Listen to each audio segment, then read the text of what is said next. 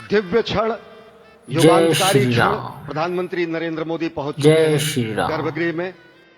प्राण प्रतिष्ठा होनी है भगवान श्री राम के बाल मूर्ति के बाल विग्रह की।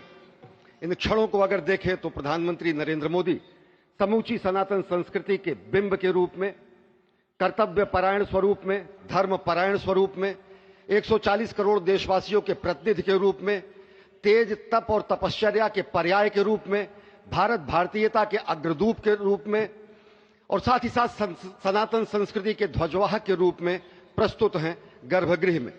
सनातन संस्कृति के संवाहक के रूप में, भारत की एकात्मता के, भारत के वैभव के इस अटूट प्रदर्शन के आज दिन को पूरी दुनिया साक्षी हो रही है।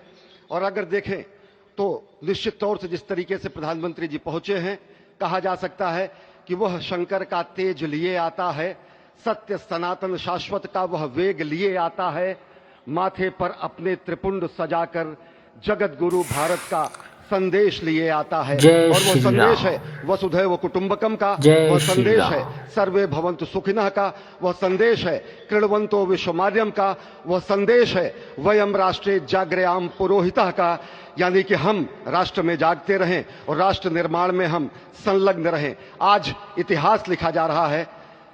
सप्तपुरियों में सर्वश्रेष्ठ भगवान श्री राम की जन्मभूमि अयोध्या में दिव्य भव्य नव्य मंदिर में प्राण प्रतिष्ठा के लिए प्रधानमंत्री संकल्प ले रहे हैं।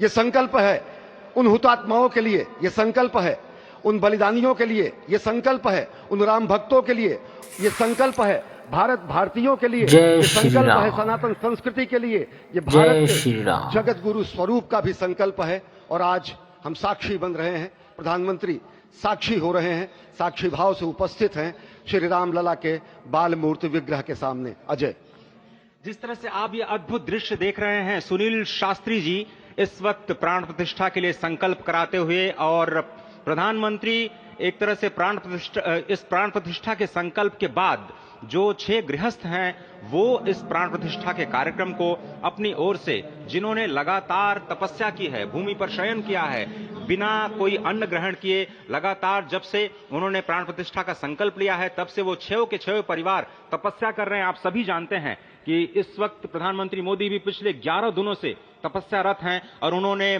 दक्षिण भारत के अलग अलग मंदिरों में जाकर के अपने इष्ट भगवान श्री राम, अपने इष्ट भगवान श्री शिव का दर्शन किया है। और शिव की बात है तो आप देख लीजिए कि जो पीछे आचार्य इस वक्त आपको दर्शन दे रहे हैं वो काशी से पधारे हैं। वही काशी जो भगवान राम के सखा हैं, वही काशी जहां पर भगवान शिव भगवान राम के स्वामी के रूप में विराजते हैं, वो जगत गुरु हैं। इसलिए काशी भी मगन है, क्योंकि काशी से ही ज्योतिषी गणेश्वर द्राविड़ ने इस पवित्र मुहूर्त को निकाला है, जिन्होंने जो भूमि पूजन का भी जो ज्योतिषाचार्य का महत्व बताते हुए दिखाया था। और इस वक्त आप देखिए कि गर्भगृह में बहुत ही विशिष्ट मेहमान प्रधानमंत्री के साथ इस वक्त आरएसएस के प्रमुख मोहन भागवत जी भी पधार चुके हैं। इस प्राण प्रतिष्ठा समारोह में अनंत अनंत कोटि आत्माओं की भावनाओं को अपने हाथों में लिए करबद्ध प्रार्थना भगवान श्री राम से, भगवान श्री शिव की धरती से पधारे आचार्यों की उपस्थिति में बहुत ही दिव्य क्षण।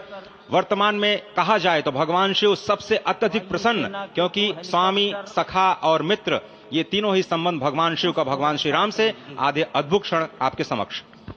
प्राण प्रतिष्ठा का समय अद्भुत क्षण, युगांतकारी क्षण, इतिहास में स्वर्णाक्षरों में दर्ज होने वाला क्षण।